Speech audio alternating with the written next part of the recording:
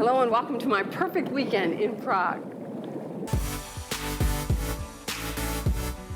Ooh, it's windy up here. And it begins on the Charles Bridge, the most photographed landmark in Prague. This ancient structure connects the castle side with the old town. This city in many ways feels stuck in time. The Charles Bridge, for example, is over 600 years old. Now I'm going to show you some of the historical parts of Prague this weekend, and I'm going to take you on some fun excursions. So let's go. My first excursion is a boat ride on the Vltava River. The boats are anchored right next to the Charles Bridge, and they offer an easy way to get a good first impression of Prague, including the most impressive sights on the water.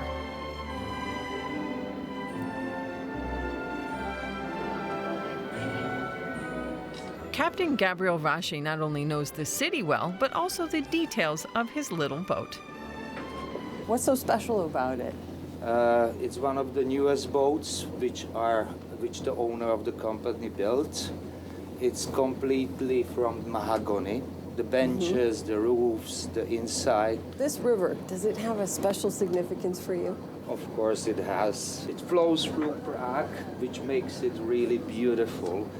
And from the river here in this city, you can see almost the whole historical center. This is my activity tip for my weekend in Prague, a romantic boat tour on the Vltava River. The 45-minute trip is certainly worth it. Captain Gabriel, thank you very much. That was a lot of fun.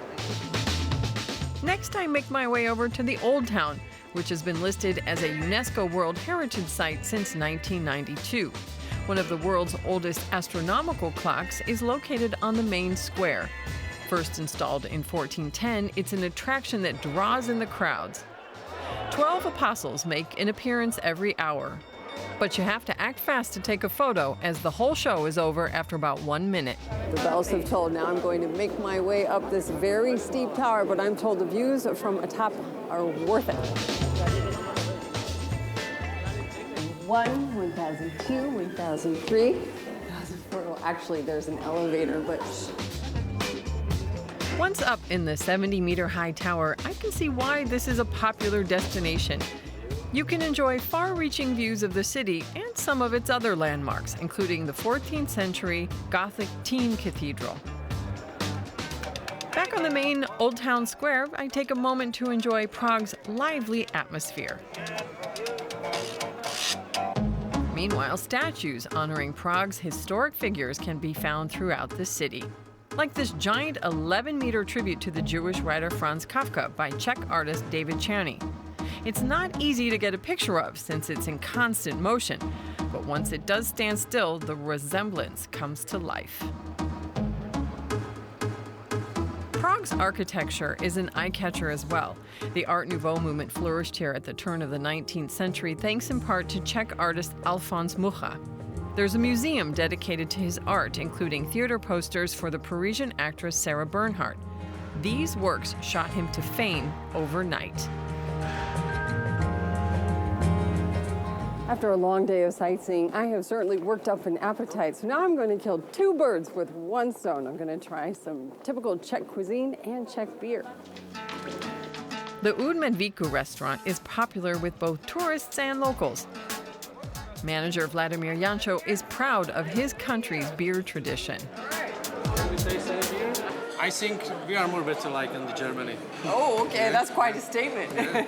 Because daily for each person on the Czech Republic, we drink more beers like on the German. How many types of beer do you have here? In this moment, 10. 10? All right, well, give me your 3 best.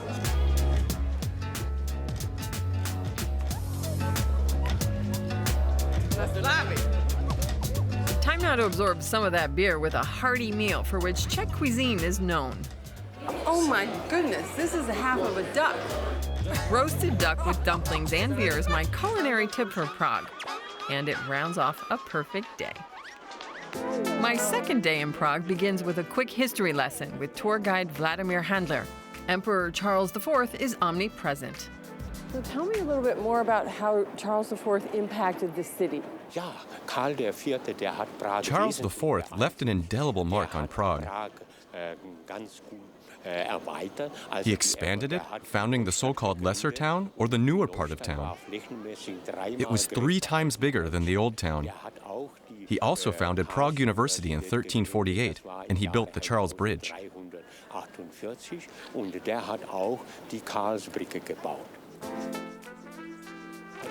As we walk along the bridge, Vladimir points out a set of windows which were part of Prague's darker history.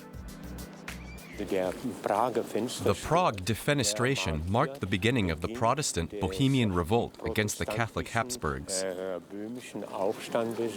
It also marked the beginning of the 30 Years' War from 1618 to 1648. After observing the castle from a distance, I decide it's time to head up there. But why walk when I can travel in style? Next up, Prague Castle, and for that I'm going to need some horsepower. Lucy, what do we got here? Yeah, old-timer car for old feeling of Prague. All right. As I said before, Prague feels frozen in time, so this car fits right in as we slowly make our way over the old brick roads up to the castle. The driver takes me on streets through the lesser town, or Mala Strana, on the left bank of the river. The buildings are a mix of architectural styles, including restored Baroque and Renaissance. After about 15 minutes, we reach our destination. Thank you very much. That was a wonderful ride. Thanks a lot. Have a nice time. Goodbye. Prague Castle is the largest castle complex of its kind. Once home to princes and kings, today it's the residence of the Czech president. A walk through the inner courtyard leads to the St. Vitus Cathedral. This house of worship dates back to the 14th century, but was only fully completed in 1929. It's the site where numerous Bohemian kings were crowned. Not far from the cathedral is the so-called Golden Lane, named for the goldsmiths who once lived here. This is one of the most visited streets in Prague, and you can certainly see that's true.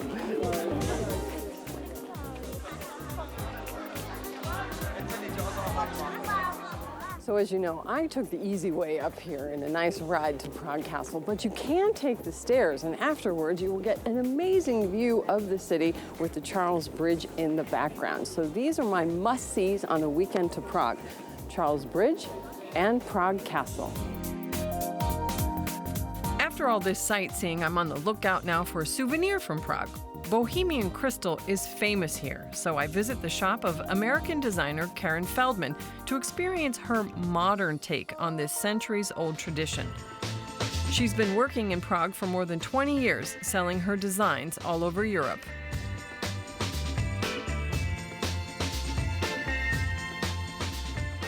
What makes Bohemian Crystal really unique is their talent for engraving. So lots of countries can blow, they can cut, but the Czechs have the best engravers in the world. Karen is also proud to count famous luxury brands among her clientele. This is my shopping tip for my weekend in Prague. If you want a nice souvenir, then look for some Bohemian Crystal. I've done quite a bit of walking on my weekend in Prague, so now I'm going to treat myself to a form of relaxation that I have never experienced before. That's right, a beer spa. I will soon learn that there is more that you can do with Czech beer than just drink it. Katerina Sepkova tells me exactly how this is going to work. Beer bath, what are the benefits?